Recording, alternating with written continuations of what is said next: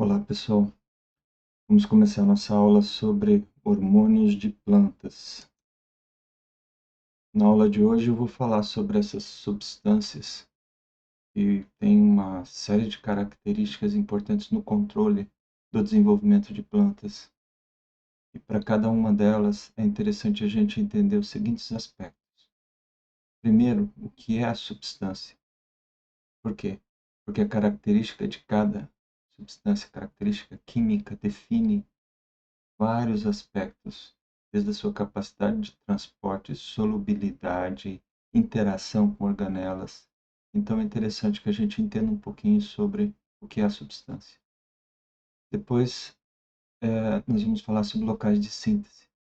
Esse aqui é um outro aspecto muito importante relacionado a hormônios, porque cada hormônio tem uma característica específica. Enquanto alguns podem ser sintetizados em todas as organelas, ou melhor, em todas as células, tem outros que têm locais específicos de síntese.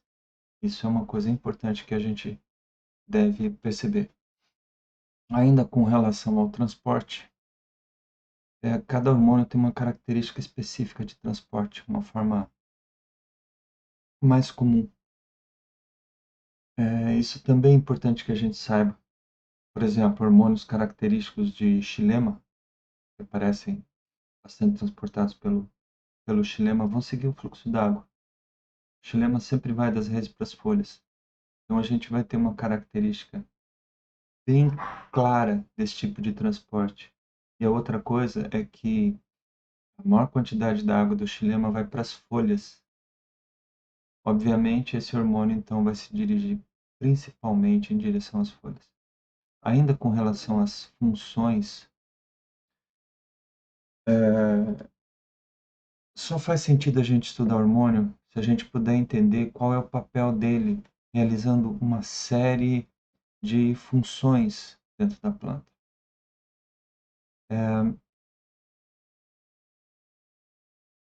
O hormônio faz parte de uma relação entre mecanismos de percepção do ambiente ou mecanismos de interpretação de fase de vida da planta e as respostas a esses mecanismos. O hormônio faz essa ligação. O nosso interesse em estudar o hormônio é entender essa resposta. Por fim, vários hormônios têm uso agrícola importante. E, é claro, nos interessa saber qual é o estado atual disso aí. Eu já tinha comentado com vocês antes que hormônios, então, eles participam de uma relação entre um mecanismo sensorial, que provoca alteração na concentração de um hormônio, alteração no transporte, degradação, enfim, causa alguma alteração em um hormônio, e esse hormônio, então, muitas vezes é transportado para outro local da planta, outro local da célula, enfim, ou no mesmo local às vezes, e dispara um mecanismo de resposta. Então, esse hormônio aqui vai ser quem dispara o gatilho, digamos assim, quem liga o mecanismo de resposta.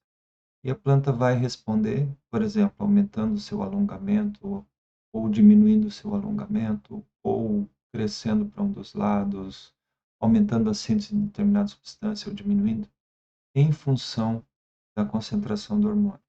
Muitas dessas respostas têm uma relação linear, ou seja, quanto mais aumenta a concentração de um hormônio, maior é o mecanismo de resposta, dentro de uma certa fase, tá? Concentrações extremamente baixas não são percebidas, concentrações extremamente altas podem causar outros mecanismos diferentes. Então, na verdade, o que é o hormônio, ele é simplesmente um mensageiro dentro do funcionamento normal da planta.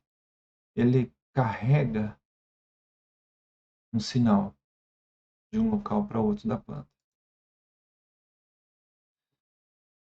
O conceito de hormônio surgiu a partir do estudo de hormônios em animais. E daí se percebeu algumas semelhanças, pelo menos para alguns hormônios vegetais, e apesar que esses mesmos conceitos não são generalizados, ou seja, não servem para todos os hormônios vegetais do mesmo jeito, ainda assim, o termo hormônio é o preferido, é o mais usado para vegetais. No caso, se usou hormônio à semelhança do hormônio animal, porque faz funções semelhantes, né? Os animais têm substâncias denominadas hormônios, que são sintetizadas em locais específicos, uma determinada glândula, enfim, algum ponto do corpo. Tem um sistema de transporte também específico, tá? E essa resposta é proporcional à concentração. Então, quando aumenta a concentração do hormônio, aumenta também a resposta, tá? Isso aqui é uma definição um tanto antiga, mas foi ela que deu origem ao termo hormônio para vegetal, tá? Então, nem sempre os hormônios de planta são assim. E aqui tem uma definição de hormônio de planta. Então, são substâncias produzidas pelas plantas, ou seja, é a substância dentro da planta, tá? Produzida pela planta. Se eu aplico uma substância dessas na planta, já não foi produzida pela planta, foi aplicada. Então, não é mais hormônio. E elas influenciam esses processos fisiológicos diversos, tá? Que afetam, enfim, toda a vida do vegetal, incluindo a síntese de substâncias, e atuam como reguladores, né? Ou seja, esses sinais ajudam a regulação dos seus processos fisiológicos. Mas lembre que o hormônio aqui não está fazendo nada além de ser transportado ou emitido pelo verdadeiro processo regulador, que é o mecanismo sensorial. O mecanismo sensorial é quem vai definir a alteração no mecanismo de resposta. O hormônio simplesmente faz o transporte dessa mensagem. Então, em termos de uso agrícola, a gente fala muito sobre os reguladores de crescimento, que são vulgarmente chamados de hormônio. Cabe ressaltar aqui, ó, que para fins de entendimento, hormônio é substância dentro da planta, que age em baixa concentração normalmente, enfim, é substância dentro da planta produzida por mecanismos naturais. Quando a gente aplica, mesmo que seja um extrato de planta, já não é mais a mesma coisa, porque eu estou pulverizando por fora, porque eu não estou me importando com uma sintetizada lá dentro, porque o mecanismo de absorção não vai ser o mesmo, porque vai degradar, ou, enfim, por qualquer outro motivo, não é a mesma coisa do que o hormônio. O hormônio é o nome que a gente dá para a substância durante o funcionamento. Em fisiologia, a gente estuda hormônios. Quando a gente quer lidar com plantas, a gente aplica um regulador.